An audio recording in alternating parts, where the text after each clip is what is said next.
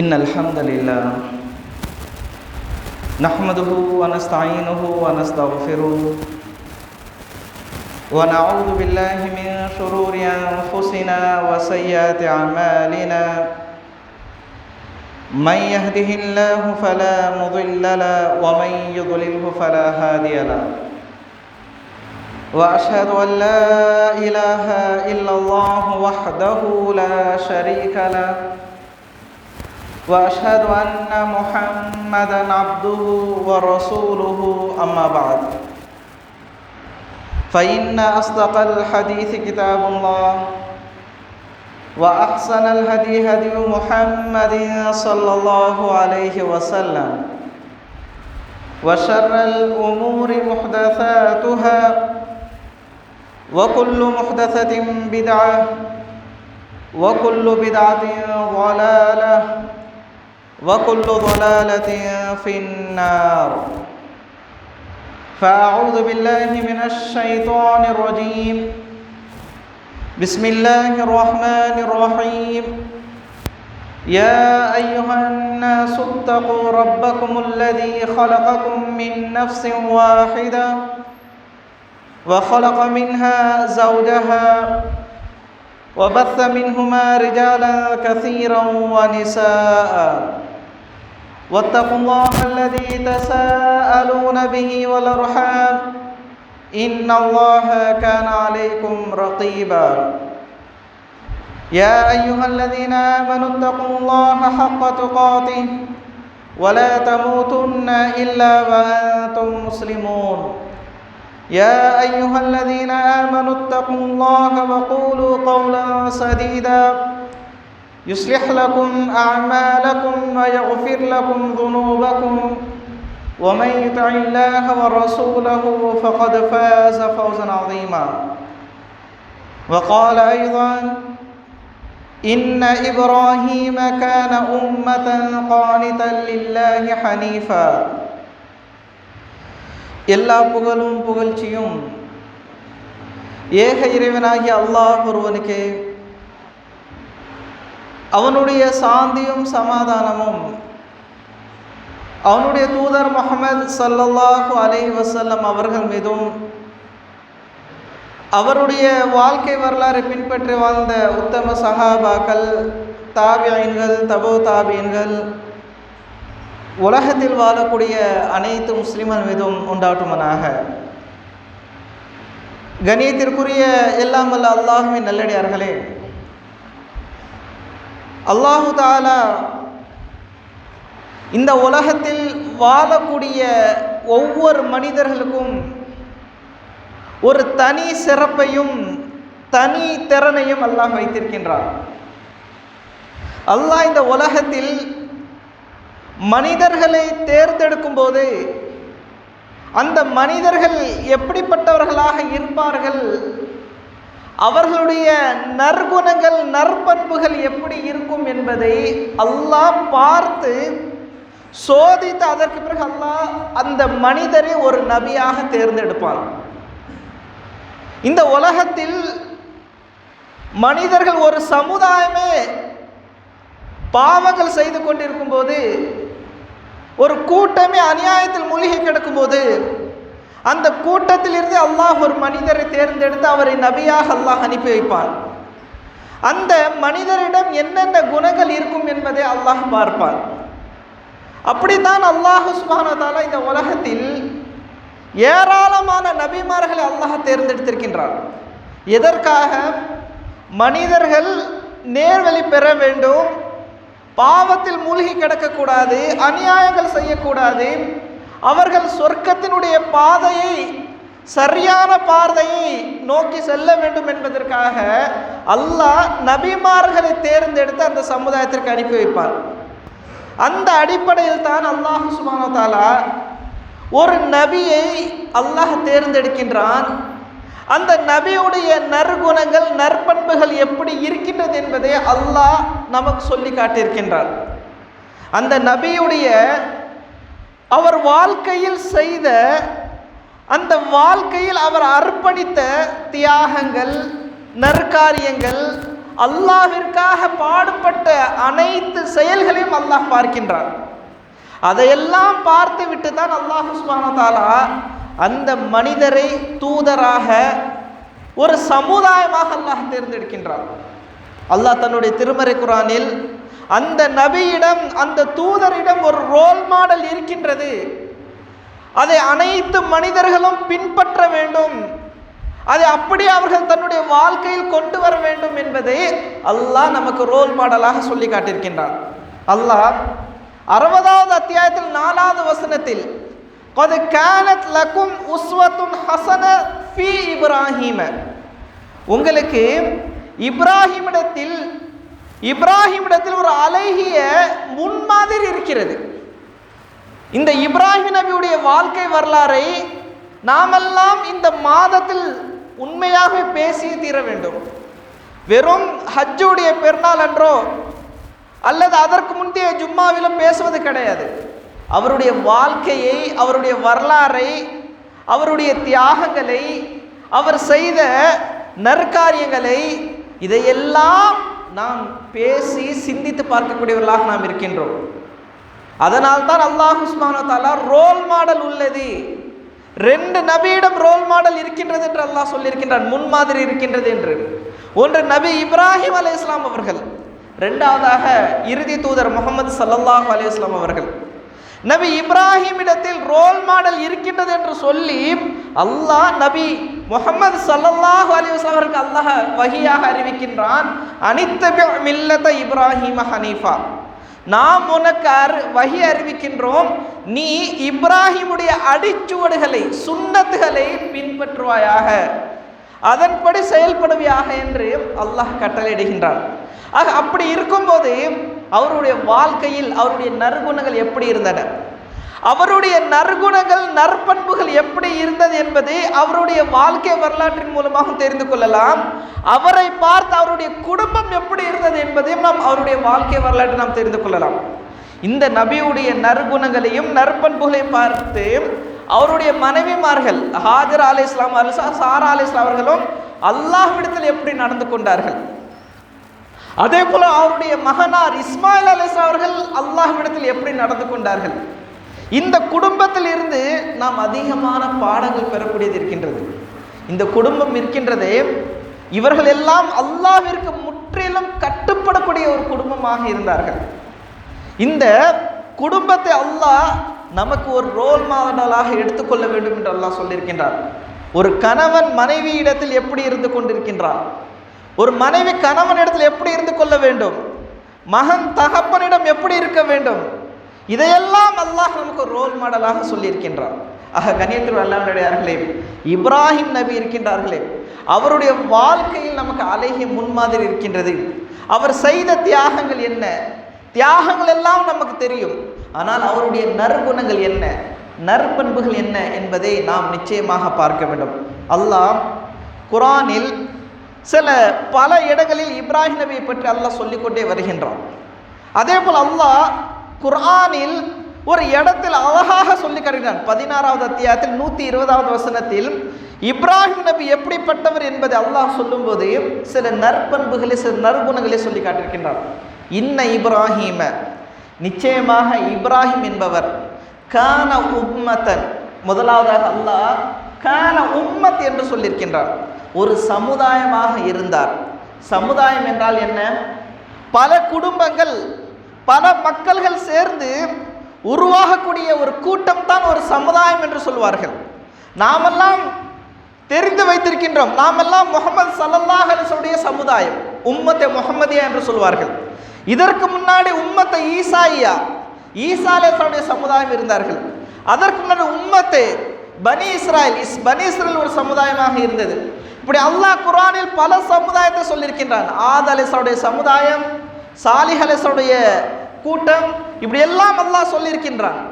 அதே போல் அல்லாஹ் சுப்ஹானஹு வ தஆலா நமக்கு சொல்லும்போது இப்ராஹிம் என்பவர் ஒரு சமுதாயமாக இருந்தார், தனிநபர் ஒரு கூட்டமாக இருந்தார், ஒரு சமுதாயமாக இருந்தார் என்று அல்லாஹ் சொல்லியிருக்கின்றார். காரணம் என்ன?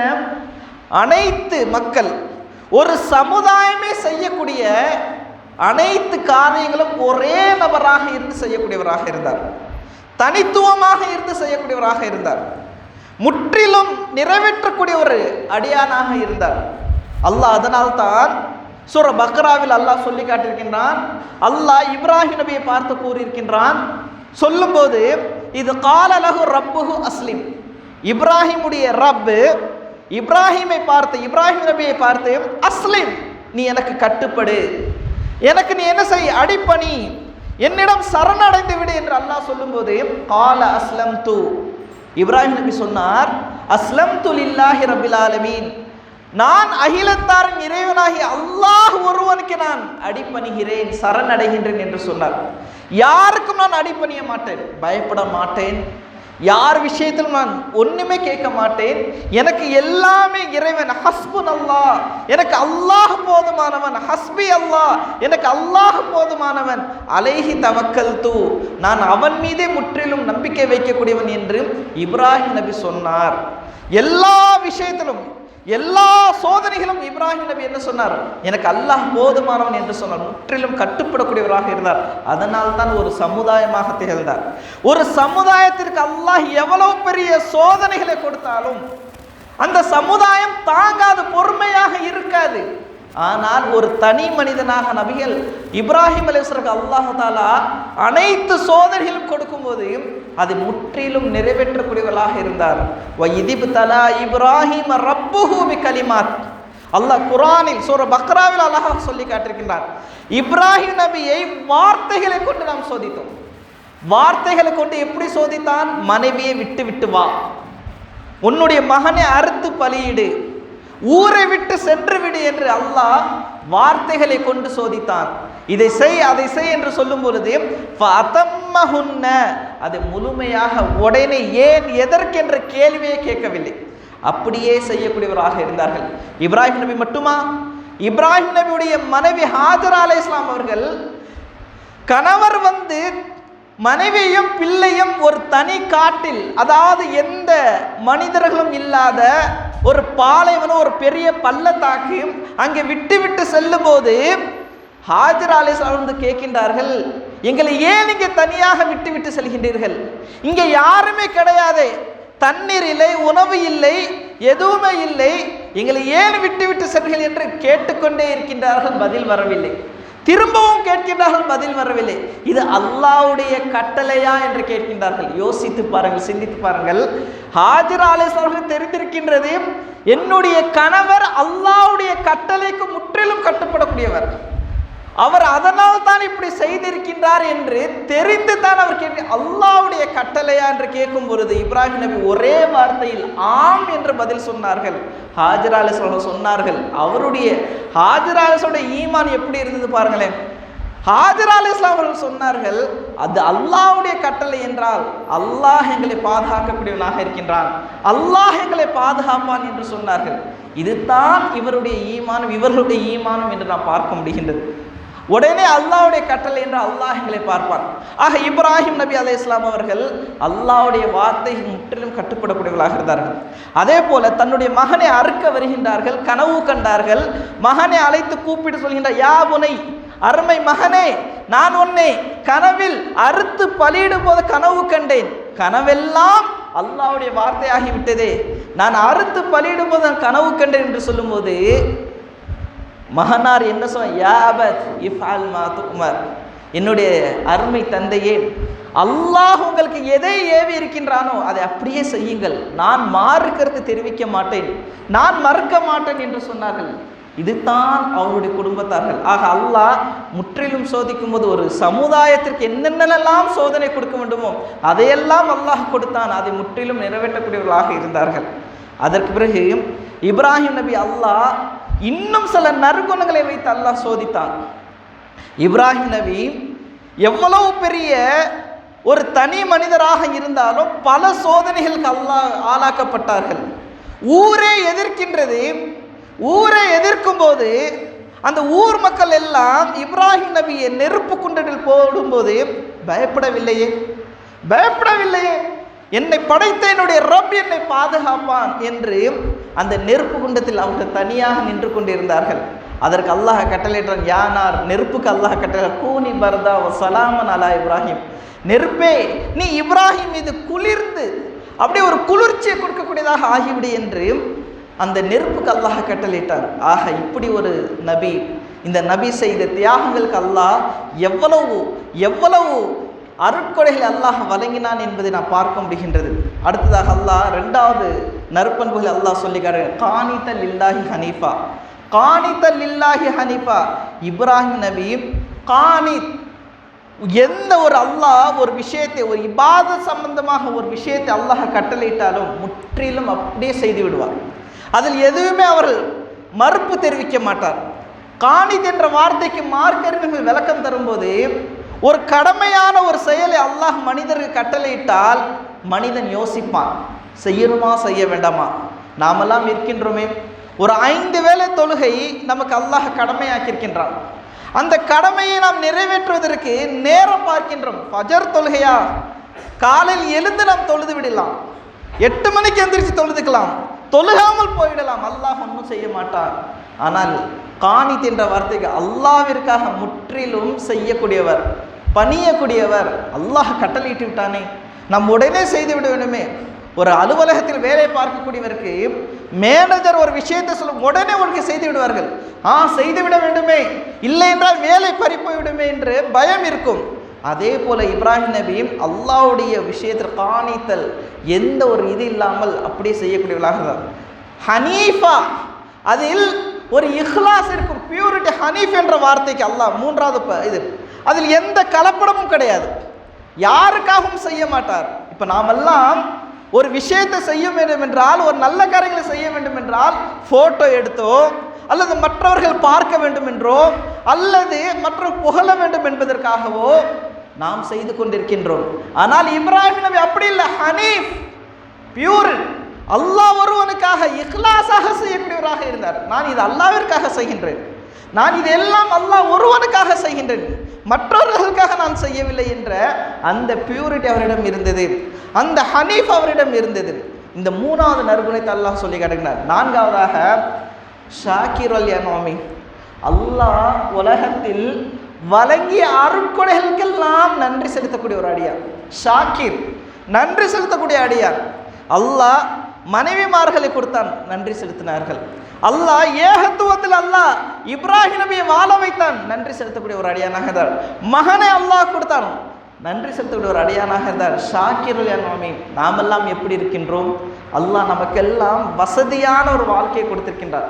இன்றைய காலகட்டத்தில் நாமெல்லாம் அல்ஹம்துலில்லாஹ் அல்லாஹ்வுடைய மாபெரும் கிருபையால் வசதியாக வாழ்ந்து கொண்டிருக்கின்றோம். நம்முடைய தேவைகள் அல்லாஹ் முழுமையாக பூர்த்தி செய்து கொண்டிருக்கின்றார். நமக்கு என்ன தேவைப்படுகின்றது அதையெல்லாம் இன்று கிடைக்கின்றது. ஒரு காலம் இருந்தது, அந்த காலகட்டத்தில் எல்லாம் உணவுக்கு பஞ்சம், உணவு கிடைக்காது, தண்ணீர் கிடைக்காது, இந்த மாதிரியான ஒரு மாளிகையான ஒரு வீடுகள்லாம் கிடையாது. ஆனால் வாழ்ந்தார்கள், இருந்தார்கள், வசித்தார்கள். ஆனால் நாமெல்லாம் எல்லாம் கிடைத்து எல்லாமே இருந்து அல்லாஹ் நமக்கு எல்லா அருட்கொடைகளையும் வழங்கியிருக்கின்றானே, அதற்கெல்லாம் நாம் நன்றி செலுத்தக்கூடிய ஒரு அடியானாக நாம் இருக்கின்றோமா? நாம் எல்லாம் அதற்கு நன்றி செலுத்தக்கூடிய ஒரு அடியானாக நாம் இருக்கின்றோமா? அதைத்தான் அல்லாஹ் நம்மிடத்தில் எதிர்பார்க்கின்றான். அல்லாஹ் மனிதரிடத்தில் எதிர்பார்க்கக்கூடிய உண்மையான ஒரு நற்பண்பு, ஒரு முக்கியமான ஒரு நற்பண்பு, நற்குணம் என்ன தெரியுமா? என்னுடைய அடியான் எனக்கு நன்றி செலுத்த மாட்டானா? என்னுடைய அடியான் ஒரு நன்றி உள்ளவனாக இருக்க மாட்டானா? லஇன் ஷகர்தும் லஅஸீனன்னகும், அவன் நன்றி செலுத்தக்கூடிய ஒரு அடியானாக இருந்தால் நான் இன்னும் இன்னும் அதிகமாக கொடுப்பேனே என்று அல்லாஹ் நமக்கு வாக்குறுதி தருகின்றானே. நாம் எல்லாம் நன்றி செலுத்தக்கூடிய ஒரு அடியானாக நாம் இருக்கின்றோமா? ஆனால் இப்ராஹிம் நபி அவருடைய வாழ்க்கையில் எது கிடைத்தாலும் போதும் என்ற ஒரு மனதோடு அல்லாஹ்விற்கு நன்றி செலுத்தக்கூடிய ஒரு அடியானாக இருந்தார். ஷாக்கிருல் யனாமி, முற்றிலுமாக எந்த ஒரு விஷயமாக இருந்தாலும் அதற்கு அல்லாஹ் உடனே நன்றி செலுத்தக்கூடியவராக இருந்தார். அடுத்ததாக வலம் யக்கும் மினல் முஷ்ரிகீன், அவர் இதுவரை அவருடைய வாழ்க்கையில் ஒருபோதும் இணை வைத்தது கிடையாது. முஷ்ரிக்காக இருந்ததில்லை. சிறு வயதிலிருந்தே அவர் உண்மையை தேடக்கூடிய ஒரு தூதராக இருந்தார். படைப்புகளை பார்த்து படைப்பாளனை சிந்தித்தார். அல்லாஹ்வுடைய படைப்பு இருக்கின்றதே, சூரியன், சந்திரன், நட்சத்திரங்கள், இதையெல்லாம் பார்த்து இதையெல்லாம் படைத்தவன் ஒரே இறைவனாகிய ரப் இறைவன் அல்லாஹ் ஒருவனாக இருக்க முடியும் என்று சிறு வயதிலே சிந்தித்தார்கள். தன்னுடைய குடும்பத்தில் சிலைகளை செய்யக்கூடிய என்னுடைய தந்தை, தனது தந்தை இருக்கும்போது அந்த சிலைகளை வணங்கியது கிடையாது, அந்த சிலைகளை வணங்கியது கிடையாது, செய்தது கிடையாது. அந்த சிலைகளுக்கு எதிராக போராடினார், உடைத்தார் என்பதை நாம் வரலாற்றின் மூலமாக நாம் தெரிந்து கொள்ளலாம். அப்படிப்பட்ட ஒரு தூதர், அதைத்தான் அல்லாஹ் சொல்லி காட்டுகிறார். ஒருபோதும் அவர் இணை வைத்தது கிடையாது, சிறு வயதிலிருந்து இணை வைப்பதில் அவர் மூழ்கியது கிடையாது என்பதை அல்லாஹ் சொல்லி காட்டுகிறார். நாமெல்லாம் இன்று இருக்கின்றோம், முஸ்லிமாக இருக்கின்றோம், தொழுது கொண்டு இருக்கின்றோம், நோன்பு வைத்துக் கொண்டிருக்கின்றோம், தான தர்மங்கள் செய்து கொண்டிருக்கின்றோம். ஆனால் நம்மிடத்தில் இணை வைப்பு இல்லை, நாம் அல்லாஹ் ஒருவனைத்தான் வணங்கி கொண்டிருக்கின்றோம். சில நேரங்களில் இணை வைப்புக்கு சம்பந்தமான சில செயல்களை செய்கின்றோமே. இணை வைப்பு, சிறிய இணை வைப்பு, பெரிய இணை வைப்பு என்று மார்க்க நமக்கு பிரித்து சொல்லியிருக்கின்றார்களே, அந்த சிறிய இணை வைப்பில் நாம் மூழ்கி கொண்டிருக்கின்றோம். முக்கியமான ஒரு இணை வைப்பு கிபிர், பெருமை. இந்த பெருமை இருக்கின்றதே, இது அல்லாஹ்விற்கு பிடிக்காத ஒரு குணம், அல்லாஹ்விற்கு பிடிக்காத ஒரு செயல். மனிதன் இன்று பெருமை அடிக்கக்கூடியவனாக இருக்கின்றான். கிபிர் என்பது வலஹுல் கிப்ரியா ஃபிஸ் ஸமாவாத்தி வல் அர்த், அனைத்து பெருமையும் யாருக்கு சொந்தம்? அல்லாஹ் ஒருவனுக்கு மட்டும்தான் சொந்தம். அவனுக்கு சொந்தமான ஒரு இதை நாம் எப்படி எடுத்துக்கொள்ள முடியும்? நாம் ஏன் பெருமை அடிக்க வேண்டும்? நம்மிடத்தில் அல்லாஹ் ஏராளமான செல்வங்களையும் வசதிகளையும் கொடுத்திருந்தால் நாம் ஏன் பெருமை அடிக்கக்கூடியதாக இருக்க வேண்டும்? அதைத்தான் அல்லாஹ் சொல்லி காட்டுகின்றான். இந்த பெருமை இருக்கின்ற அல்லாஹுக்கு சொந்தம், அதை மனிதர்கள் எடுத்துக்கொள்ளக்கூடாது. ஆனால் அப்படியும் நாம் என்ன செய்ய, சிறிய இணை வைப்பை செய்து கொண்டிருக்கின்றோம். ஆனால் இப்ராஹிம் நபி எந்த ஒரு விஷயம் இணை வைப்பாளராக இருந்ததில்லை என்பதை அல்லாஹ் சொல்லி காட்டுகிறான். இதையெல்லாம் சொல்லிவிட்டு அல்லாஹ் அடுத்ததாக இஜ்தபாஹும், நாம் அவரை தேர்ந்தெடுத்தோம், நாம் அவரை தேர்ந்தெடுத்தோம். வஹதாஹு, நேர்வழியை காட்டினோம். இலா சிராத்தி முஸ்தகீம், உண்மையான நிலையான ஒரு பாதையின் பக்கம் செல்வதற்காக அவருக்கு நேர்வழி காட்டினோம் என்பதை அல்லாஹ் தன்னுடைய திருமறை குர்ஆனில் சொல்லி காட்டுகிறதாக. கண்ணியத்துடன் அல்லாஹ்வுடையார்களே, நம்மிடத்தில் இப்ராஹிம் அலைஹிஸ்ஸலாமுடைய நற்குணங்கள் நம்மிடத்தில் இருந்தது என்றால் நிச்சயமாக அல்லாஹ் நம்மளை சொர்க்கத்திற்காக தேர்ந்தெடுப்பான். நமக்கு அல்லாஹ் சொர்க்கத்துடைய வழியை அல்லாஹ் நமக்கு காட்டுவான். உண்மையான பாதையில் செல்வதற்கு அல்லாஹ் தஆலா நமக்கு அந்த வழியை காட்டுவான். இந்த நற்குணங்கள் இருக்கின்றதே, இதில் ஏதாவது ஒரு குணம் நம்மிடத்தில் இருக்க வேண்டும். இப்ராஹிம் நம்மிடத்தில் அல்லாஹ்விற்கு முற்றிலும் கட்டுப்படக்கூடியவர்களாக, இஹ்லாஸாக பணிபுரியக்கூடியவர்களாக, ஒரு சரணடையக்கூடிய ஒரு அடியானாகவும், அல்லாஹ்விற்கு நன்றி செலுத்தக்கூடிய ஒரு அடியானாகவும், இணை வைக்காத ஒரு அடியானாகவும் இருக்கும் பொழுது நாமும் அதிலிருந்து ஒரு நற்குணங்களை, ஒரு நற்பண்பையாக நாம் ஏற்றுக்கொள்ள வேண்டாமா? அதன்படி நாம் வாழ வேண்டாமா? நிச்சயமாக அல்லாஹ் நாம் அதன்படி வாழ்ந்தோம் என்றால் நிச்சயமாக அல்லாஹ் நம்மளையும் தேர்ந்தெடுப்பான், சொர்க்கத்திற்காக நம்மளை தேர்ந்தெடுப்பான், சொர்க்கத்திற்காக நமக்கு நேர்வழியை காட்டுவான். இந்த உலகத்தில் நாம் வாழ்கின்றோம், எதற்காக வாழ்கின்றோம்? இந்த உலகத்தில் நிரந்தரமாக வாழ்வதற்காகவா? அல்ல. இந்த உலகம் அழியக்கூடியது. குல்லுமன் அலைஹா ஃபான், இந்த உலகம் அழியக்கூடிய உலகம். வயபகா வஜ்ஹு ரப்பிக், அல்லாஹ்வுடைய உங்களுடைய இறைவனுடைய முகம் மட்டும்தான் நிலைத்திருக்கக்கூடியது. இந்த உலகத்தில் எல்லாமே அழிந்துவிடும். ஆனால் நிரந்தரமான ஒரு உலகத்தை அல்லாஹ் நமக்காக தயார் செய்து வைத்திருக்கின்றானே, அந்த நிரந்தரமான ஒரு சொர்க்கம், அதை நாம் அடைய வேண்டாமா? அதற்காக நாம் முயற்சி செய்ய வேண்டும், அதற்காக நாம் வாழ வேண்டும். சில நேரங்களில் அல்லாஹ் நம்முடைய வாழ்க்கையில் நம் கண் முன்னாடியே சில படிப்பினைகளை பெறுவதற்காக சில விஷயங்களை நம் கண் முன்னாடி அல்லாஹ் காட்டுவான். சில மனிதர்களை பாருங்கள், சில ஆக்சிடென்ட் எல்லாம் பாருங்கள். அதன்படி நீங்கள் அதையெல்லாம் பார்த்து நீங்கள் நேர்வழி பெறக்கூடாதா என்று அல்லாஹ் கேட்கின்றான். குர்ஆனை படித்து பாருங்கள். குர்ஆனை படித்து பார்க்கும்போது அல்லாஹ் சொல்லுவான்ல, இப்ரத் என்றால் படிப்பினை. உண்மையான அறிவாளிகள் படிப்பினை பெறுவார்கள். முன் சென்ற சமுதாயத்தை பார்த்து படிப்பினை பெறுவார்கள், முன் வாழ்ந்த மனிதர்களை பார்த்து படிப்பினை பெறுவார்கள். நாம் எல்லாம் படிப்பினை பெற வேண்டும்.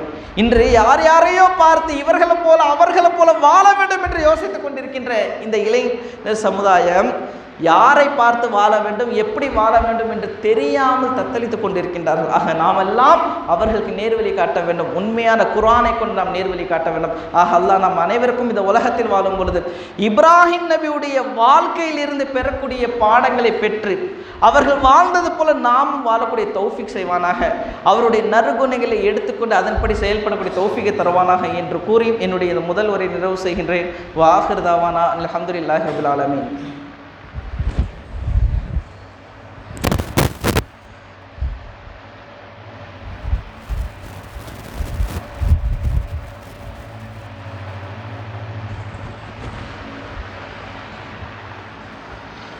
நஹ்மதுஹு வ நுஸல்லி அலா ரசூலிஹில் கரீம். அம்மா பாத். கணியத்திற்குரிய எல்லாமல் அல்லாஹ்வின் நல்லடியார்களே, அல்லாஹ் சுப்ஹானஹு வ தஆலா இப்ராஹிம் அலைஹிஸ்ஸலாமுடைய அவர்கள் செய்த அந்த தியாகங்களுக்கும் அவர்கள் செய்த அந்த நற்குணத்திற்கும் அவர்கள் வாழ்ந்த அல்லாஹ்விற்கு முற்றிலும் கட்டுப்பட்ட அந்த ஒரு தூதராக இருந்தாரே, அதற்காக அல்லாஹ் சுப்ஹானஹு வ தஆலா இப்ராஹிம் நபியை ஒரு இமாமாக அல்லாஹ் என்ன செய்கின்றான், தேர்ந்தெடுக்கின்றான். அல்லாஹ் சூரா பக்ராவில் வைதிப்தலா இப்ராஹிம் ரப்புஹு பி கலிமாத்தின் ஃபதம்மஹுன்ன, இப்ராஹிம் நபியை அவருடைய இறைவன் பல காரியங்களை கொண்டு சோதித்தான். இப்ராஹிம் நபி அவர்களை பரிபூர்ணமாக என்ன செய்தார்கள், முழுமைப்படுத்தினார்கள். அதற்கு பிறகு அல்லாஹ் இன்னி ஜாயிலுக்க லின்னாசி இமாமா, நிச்சயமாக நாம் உன்னை மனிதர்களுக்கெல்லாம் இமாமாக ஆக்குகின்றோம் என்று அல்லாஹ் சொல்கின்றான். ஜாயிலுக்க லின்னாஸ இமாம். இமாம் என்பது சாதாரண வார்த்தை அல்ல. ஒரு முழு மக்களை, ஒரு முழு சமுதாயத்தை, ஒரு முழு கூட்டத்தை வழிநடத்தக்கூடியவர் தான் இமாம் என்று சொல்வார்கள். அந்த இமாமாக நாம் தேர்ந்தெடுக்கிறோம் என்று சொல்லும்போது உடனே இப்ராஹிம் நபி அல்லாஹ்விடத்தில் துஆ கேட்கின்றார்கள். யா அல்லாஹ் வ மின் துர்ரியதி, என்னுடைய சந்ததியினரையும் நீ என்ன செய், இமாமாக ஆக்கு என்று அல்லாஹ் சொல்லும்போது உடனே அல்லாஹ் சொன்னால் ஒமிந்துர்ரி காலலா என்னால் அஹதின், என்னுடைய வாக்குகளை நிறைவேற்றாதவர்கள், அநியாயம் செய்யக்கூடியவர்களை நான் இமாமாக ஆக்க மாட்டேன் என்று சொன்னார். அல்லாஹ் இப்படி சொல்லும்போது இப்ராஹிம் நபி கவலைப்பட்டார்கள். சில நேரங்களில் துவா எல்லாம் செய்வார்கள். இப்ராஹிமுடைய துவாக்களை நாம் படிக்கும் பொழுது தனக்கு மட்டும் செய்ய மாட்டார்கள், என்னுடைய சிந்ததி, என்னுடைய சமுதாயம், என்னுடைய சந்ததியினர், எனக்கு பிறகு வரக்கூடியவர்கள் என்று அவர்கள் என்ன செய்வார்கள், துவா செய்வார்கள். சில நேரம் அல்லாஹும் என்ன செய்வான், அவர்கள் ஒழுங்காக முற்றிலும் ஒரு முஸ்லீமாக கட்டுப்படக்கூடியவர்களாக இருந்தார்கள் என்றால் அவரும் இந்த உலகத்தில் நல்ல மனிதராக வாழ்வார். ஆனால் அவர் எனக்கு அநியாயம் செய்தார்கள் என்றால் அவர்கள் நரகவாதி என்று அல்லாஹும் சொல்லியிருக்கின்றார். ஆக இப்படியெல்லாம் இப்ராஹிம் நபி தனக்காகவும் தன்னுடைய சந்ததியினர்களும் துவா செய்யும் பொழுது அல்லாஹ் என்ன செய்திருக்கின்றான், நாம் எப்படி இருக்க வேண்டும் என்பதை அல்லாஹ் இந்த வசனத்தில் நமக்கு சொல்லி காட்டிருக்கின்றார்.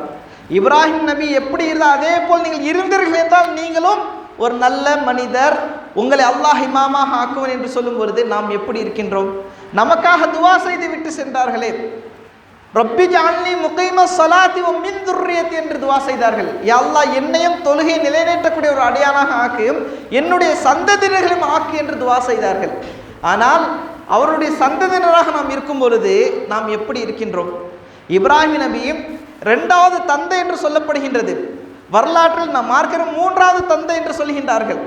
ஆனால் நாம் நம்மளுடைய தந்தை மில்லத் அபீக்கும் இப்ராஹிம் என்று அல்லாஹ் சொல்லியிருக்கின்றானே, உங்களுடைய தந்தை இப்ராஹிமுடைய மில்லத் அடிச்சோடை பின்பற்ற வேண்டாமா என்று சொல்லுகின்றானே, நாம் அதை பின்பற்றுகின்றோமா? இல்லவே இல்லை. அதனால்தான் யூதர்களும் கிறிஸ்தவர்களும் போட்டி போட்டார்கள். யூதர்களும் கிறிஸ்தவர்களும் இப்ராஹிம் நபியை வைத்து போட்டி போட்டார்கள். என்ன போட்டி போட்டார்கள்? இப்ராஹிம் நபி எங்களுடைய சமுதாயத்தை சேர்ந்தவர் என்று யூதர்கள் சொன்னார்கள். கிறிஸ்தவர்கள் இப்ராஹிம் நபி எங்களுடைய சமுதாயத்தை சேர்ந்தவர் என்று சொன்னார்கள். ஏன்? பெருமைப்படுத்துவதற்காக, பெருமைக்காக சொன்னார்கள்.